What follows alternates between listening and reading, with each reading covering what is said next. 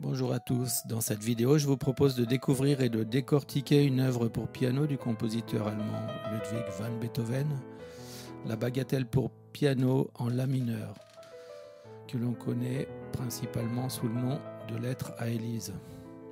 On va voir sa construction et ses différentes parties, un peu comme si on en faisait un puzzle et qu'on observait ses différentes pièces. Beethoven est né en 1770 et mort en 1827.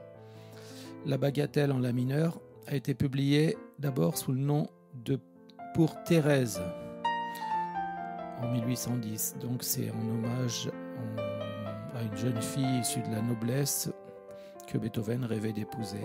Mais le père de Thérèse s'est opposé à cette union. Mais elle a été éditée finalement sous le nom de Lettre à Élise vers 1850. Et on peut dire que la lettre à Élise, bagatelle en la mineur, c'est certainement le morceau de piano le plus connu au monde. Sa forme est ce qu'on appelle une forme rondo, c'est-à-dire que comme dans une chanson, on a un refrain et des couplets. Dans le cas de la lettre à Élise, le refrain est composé de deux parties, l'une mineure et l'autre majeure. Donc le refrain, on le connaît, je vous joue les premières notes.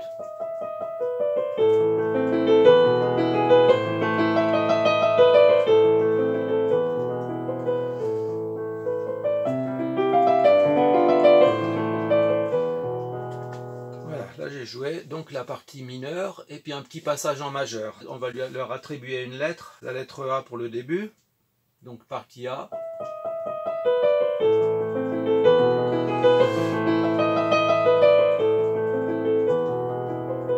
Et partie B, petit passage en majeur.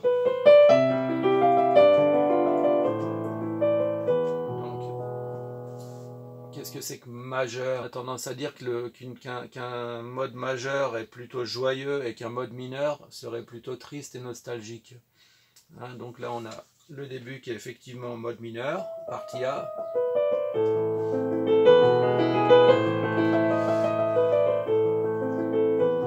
Et là on passe en majeur, partie B. Très court passage, quelques secondes en majeur et on revient directement en mineur. Si on s'amusait à jouer la partie A en majeur et la partie B en mineur, ça donnerait quelque chose comme ça.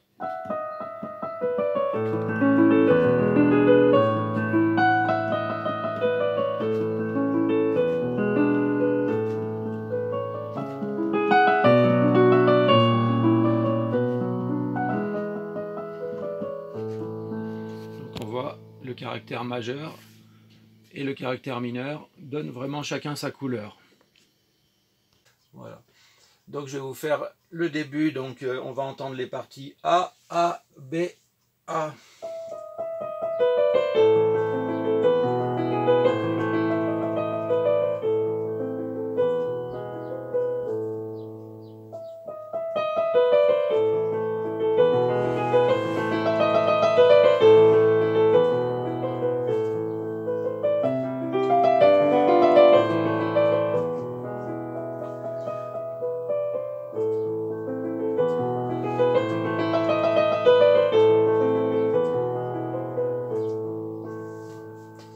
Donc les parties connues, on va appeler ça le refrain, composé des lettres A et B.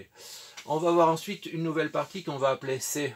Donc cette partie-là, cette partie-ci, elle tranche avec le début puisqu'elle va démarrer en mode majeur, joyeux, allant, avec plus d'entrain, et une fin sur des notes plus légères qui ralentissent progressivement. Donc on écoute cette partie C.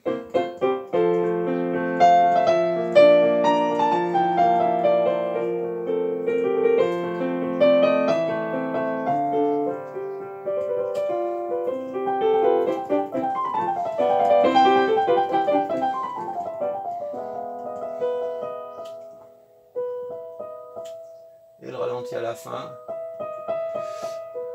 qui nous ramène à notre refrain. Voilà, partie C, donc en mode majeur. On a ensuite une partie D en mode mineur, et on va la reconnaître cette partie D, parce qu'elle a pour caractéristique une note de main gauche qui se répète, comme sans arrêt, comme si elle était un peu scotchée. Donc la partie C.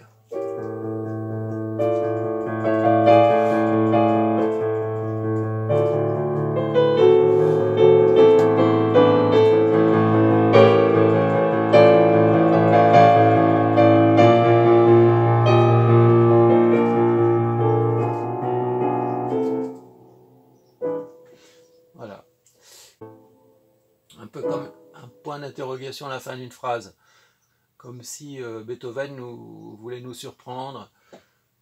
Et là, on attend visiblement quelque chose. Et qu'est-ce qu'on attend? Donc, on a la partie suivante qui s'appelle la partie E, partie aérienne.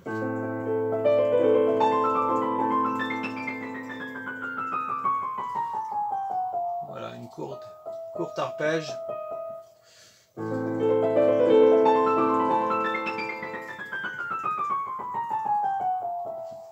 Courte arpège aérienne qui monte et en note légère, voilà, comme voilà, donc ça c'est la partie E qui monte dans l'aigu et qui ralentit et qui nous ramène à nouveau au refrain.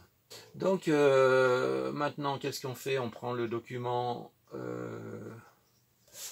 avec les 15 courtes parties qui composent la lettre à Élise,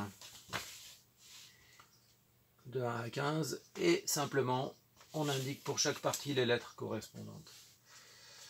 Voilà, c'est tout simple.